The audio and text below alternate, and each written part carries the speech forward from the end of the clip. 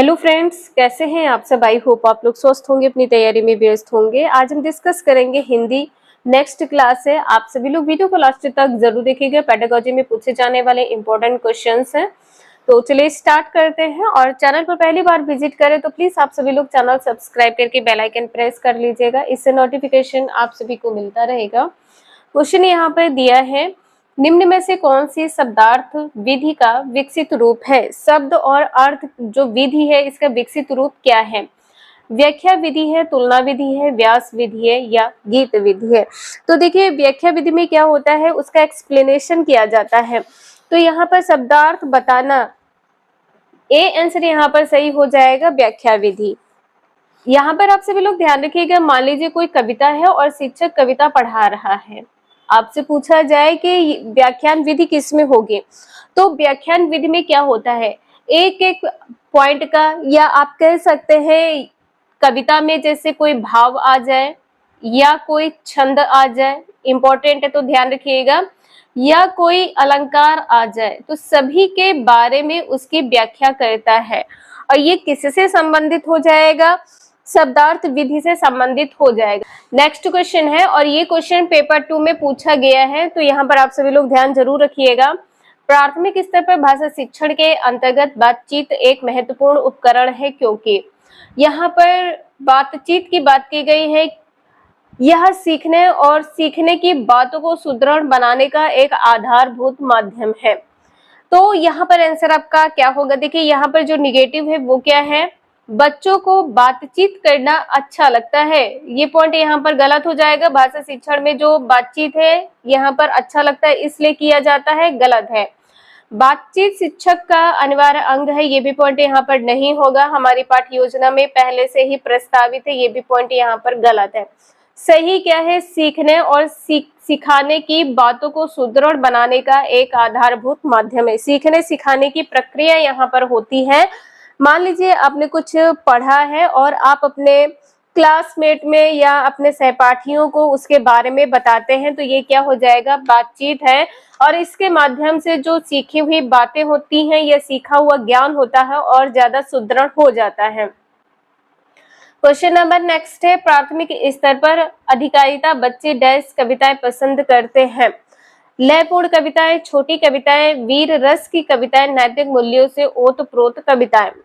तो यहाँ पे देखिए छोटी कविताएं नहीं, यहाँ पर वीर रस की कविताएं भी नहीं है, नैतिक मूल्यों से ओतप्रोत। बच्चे गाना चाहते हैं, गा कर पढ़ते हैं, ठीक है। तो लयपूर्ण कविता यहाँ पर पहला आंसर आपका सही हो जाएगा। और एक इम्पोर्टेंट पॉइंट ये है कि प्राथमिक स्तर पर जब कोई बालक सीखता है, कोई कविता सीखता है, तो क्यों सीखता है ये बताना है। तो देखिए जब कोई बालक कविता या गीत या कहानी, ठीक है, कुछ भी आप कह सकते हैं, तो बालक क्या करता है, बालक को गाना पसंद होता है, ठीक है, गाकर यानी गीत के माध्यम से, गीत के माध्यम से बालक पढ़ता है या पढ़ना चाहता है। और जो गीत कविता कहानी है तो ये बालक को अति प्रिय होती है, अधिक प्रिय होती है, बालक को अधिक प्रिय होती है। प्राथमिक स्तर की यहाँ पर बात की गई है, तो आप सभी लोग यहाँ पे जरूर ध्यान रखिएगा, इंपॉर्टेंट है। और यहाँ से इस बार भी क्वेश्चन आपके एग्जाम में पूछा गया था। नेक्स्ट है, भाषा कक्षाओं में प्रदर्शित सामग्री केवल तब सजावटी हो जाती है जब, यहाँ पर आंसर क्या होगा, बच्चों को पढ़ना लिखना सिखाने में उसका उपयोग नहीं होता है। मान लीजिए कोई सामग्री है वो आई है, क्लास में रखी है, उसके माध्यम से किसी भी बच्चे को किसी भी प्रकार का ज्ञान नहीं प्रदान किया जाता है, या उसके माध्यम से कोई भी बालक नहीं सीख रहा है, तो वो सिर्फ एक सजावटी हो जाएगी। जो सामग्री है वो सजावटी सामग्री हो जाएगी, पहला आंसर सही हो जाएगा। वह बच्चों को अनिवार्यता कोई मूल्य ना सिखाए। ऐसा नहीं है कि कोई भी सामग्री यदि आप उसको प्रदर्शित कर रहे हैं इसके बारे में बालक को अवश्य बताना चाहिए, तो बिल्कुल यहाँ पर बताना चाहिए। जबकि यहाँ पर कहा गया है कोई मूल्य ना सिखाए, ये पॉइंट यहाँ पर गलत हो जाएगा। वह सामग्री पाठ्यपुस्तक की ना हो।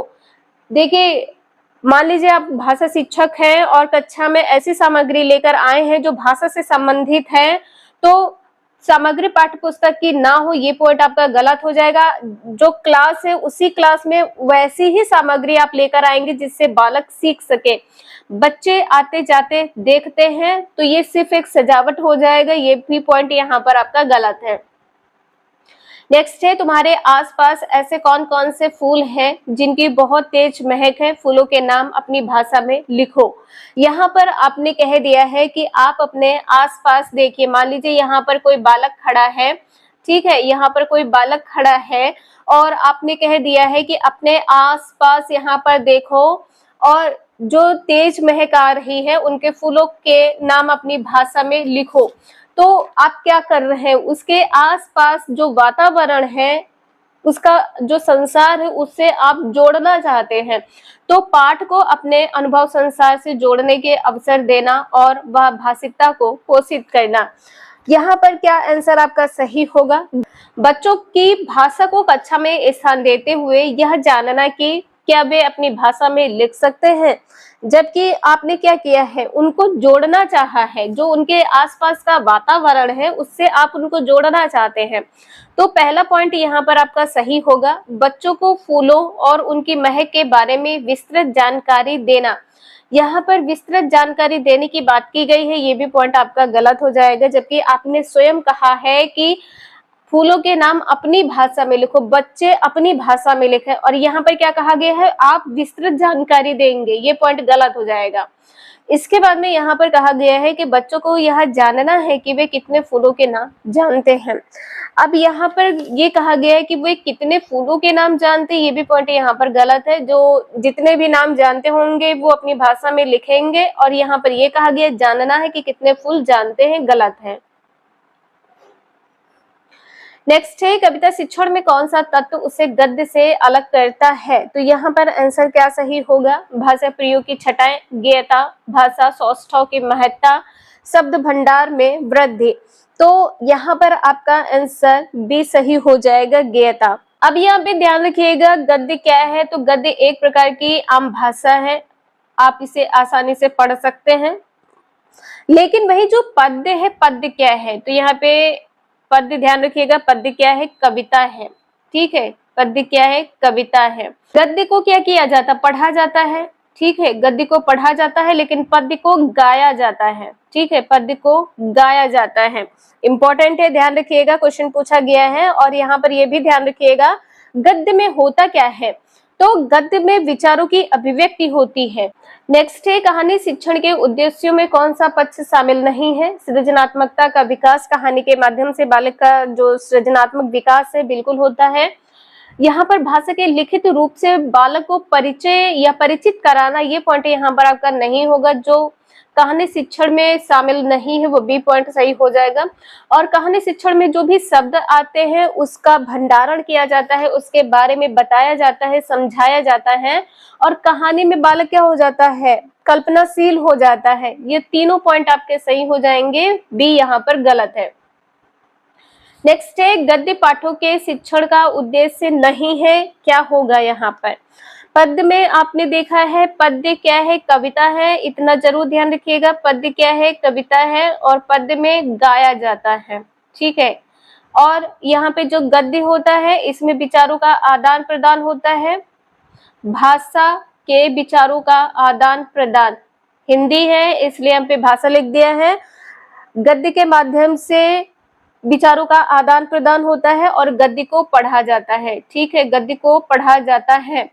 तो यहाँ पर आपका आंसर क्या सही होगा, समृद्ध भाषा प्रयोगों के उदाहरण प्रस्तुत करना, समस्त गद्य विधाओं को का पूर्ण ज्ञान देना, भाषा संरचना की समझ बढ़ाना, विभिन्न प्रकार की भाषित युक्तियों का परिचय देना।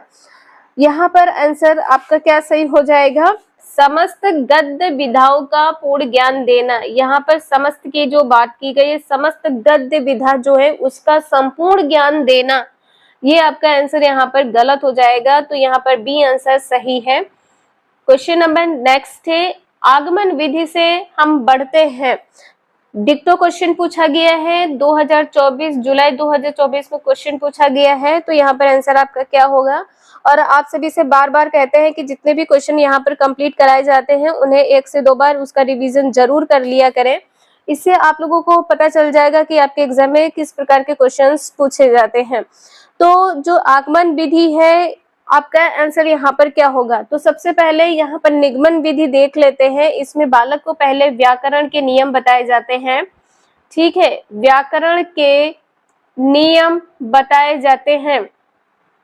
इसके बाद में क्या होता है? नियम का अभ्यास कराया जाता है, ठीक है, इसके बाद में अभ्यास कराया जाता है। और इसके बाद में क्या होता है? उदाहरण बताया जाता है। तो उदाहरण के लिए क्या किया जाता है? बालक को किसी भी प्रकार का ज्ञान देना। यहाँ पर आंसर आपका क्या सही होगा? भाषा से व्याकरण, व्याकरण से भाषा की ओर, नियम से उदाहरण की ओर, उदाहरण से नियम की ओर। तो देखिए अभी आपने देखा है कि पहले नियम बताए जाते हैं, तो नियम से उदाहरण की ओर क्या हो जाएगा? यहाँ पर निगमन विधि हो जाएगा, ठीक है, यहाँ पर निगमन विधि हो जाएगा और उदाहरण से नियम की ओर आपका आगमन विधि हो जाएगा, ठीक है। नियम देखिए, जो निगमन विधि होती है इसमें पहले नियम बता दिए जाते हैं, इसके बाद में उदाहरण होता है। लेकिन जब आगमन विधि का प्रयोग किया जाता है तो इसमें नियम की खोज तो विद्यार्थी स्वयं करते हैं, ठीक है, नियम की खोज विद्यार्थी क्या करते हैं? स्वयं करते हैं। आंसर आपका यहाँ पर डी सही है। क्वेश्चन में कोई डाउट हो तो प्लीज आप सभी लोग कमेंट करके जरूर पूछ लीजिएगा। इसके बाद में क्वेश्चन नंबर नेक्स्ट है, व्याकरण शिक्षण के संदर्भ में आपका बल किस बिंदु पर होगा? ध्यान रखिएगा, कहा गया है कि व्याकरण की शिक्षा या व्याकरण शिक्षण, यहाँ पर व्याकरण के नियमों के सैद्धांतिक विवेचन पर, ये पॉइंट आपका गलत हो जाएगा। नियमों के सैद्धांतिक विवेचन पर गलत पॉइंट है। व्याकरण के व्यवहारिक पक्ष पर, ठीक है, जो आपका बल होगा कि आप किस प्रकार से व्याकरण का प्रयोग कर रहे हैं, कहाँ पर कर रहे हैं, तो व्यवहारिक पक्ष आपका आंसर बी सही होगा। कोटियों की पहचान, यहाँ पर पहचान की बात की गई है, कंठस्थ तो बिल्कुल भी नहीं करना है। क्वेश्चन नंबर नेक्स्ट है, क्लास 6 के बच्चों के लिए कहानी, कविताओं आदि किताबों का चयन करते समय आप किस बात का विशेष रूप से ध्यान रखेंगे? तो यहाँ पर क्या होगा? देखिए यहाँ पर क्या है, किताबें नैतिक उपदेशों से भरी हो, किताबों के पृष्ठ कम हो। अब कम होंगे तो क्या बच्चा कम पढ़ेगा? जितना पाठ्यक्रम है उसी प्रकार से होना चाहिए, पॉइंट यहाँ पर गलत हो जाएगा। किताबें बच्चों की मनोवैज्ञानिक और भाषिक जरूरतों के अनुरूप हो, बिल्कुल उनके जरूरत के अनुरूप होनी चाहिए, सी आंसर सही हो जाएगा। रंगीन चित्र अवश्य हो, ये भी पॉइंट यहाँ पर गलत है। नेक्स्ट क्वेश्चन है, भाषा सीखने में तब आसानी होती है जब, आंसर क्या सही होगा? पाठ्य पुस्तक नहीं पढ़ाई जाती है तब आसान होगा या आसानी होगी, गलत हो जाएगा। बच्चों के समृद्ध भाषीय परिवेश उपलब्ध कराया जाए, तो यहाँ पर जो संपूर्ण भाषीय परिवेश की बात की गई है, ये भी पॉइंट आपका गलत हो जाएगा। भाषा की परीक्षा नहीं होती है। आपने देखा है, यदि आप सभी ने कोई भी लैंग्वेज लिया है, हिंदी है, इंग्लिश है, संस्कृत है, उर्दू है, कोई भी लैंग्वेज है, उसकी परीक्षा होती है। तो बिल्कुल जब शिक्षक कहानी सुनाते हैं तो बालक को सीखना आसान हो जाता है या बालक आसानी से सीख पाते हैं, डी आंसर सही हो जाएगा। देखिए कोई भी भाषा होती है वो कहानी के माध्यम से बच्चों के माइंड में एक प्रकार की प्रिंट छप जाती है, ठीक है, तो बच्चे उसे आसानी से समझ पाते हैं और अपने जीवन से उसको जोड़ पाते हैं। तो डी आंसर सही है। समझ में आ रहा हो तो प्लीज एक लाइक जरूर कर दीजिएगा। नेक्स्ट है, व्याकरण शिक्षण की अपेक्षा बेहतर विधि है, अपेक्षाकृत बेहतर विधि क्या है? ये क्वेश्चन आप सभी का चाहे तो आप सभी लोग इससे पहले क्वेश्चन देखे थे, या ये क्वेश्चन बिल्कुल सेम टू सेम क्वेश्चन आपका जुलाई 2024 में पूछा गया है। तो यहाँ पर आंसर आपका क्या होगा? जो व्याकरण विधि होती है ये आगमन विधि, निगमन विधि, सूत्र विधि या पुस्तक विधि किस पर आधारित होती है? बेहतर क्या है? तो यहाँ पर आपका आंसर पहला सही हो जाएगा, आगमन विधि। आगमन विधि अभी आपको बताया था कि आगमन विधि में प्रयोग पहले कराया जाता है, ठीक है, आगमन विधि में प्रयोग पहले होता है और इसके बाद में क्या होता है? नियम। तो उदाहरण से नियम की ओर कह सकते हैं, ठीक है, उदाहरण से नियम की ओर। और निगमन में क्या होता है? नियम पहले बताए जाते हैं। नेक्स्ट है उच्च प्राथमिक स्तर पर व्याकरण शिक्षण का कौन सा तरीका सर्वाधिक प्रभावी है। उच्च प्राथमिक स्तर की यहाँ पर बात की गई है, आंसर क्या सही होगा। व्याकरणिक बिंदुओं पर देखिए क्या कहा गया है कि व्याकरणिक बिंदुओं पर कार्यपत्रक वर्कशीट तैयार करके बच्चों को देना। बिंदु पर जो वर्कशीट है देना, ये पॉइंट गलत हो जाएगा। बच्चों को भाषा प्रयोगशाला में व्याकरणिक कोटियों का अभ्यास कराना, व्याकरण कोटियों का अभ्यास, ये पॉइंट गलत हो जाएगा। व्याकरण के बिंदुओं पर एक एक करके चर्चा देना, जो बिंदु व्याकरण में आए हैं उस पर एक एक करके चर्चा देंगे, ये पॉइंट गलत हो जाएगा। तो डी आंसर यहाँ पर सही है।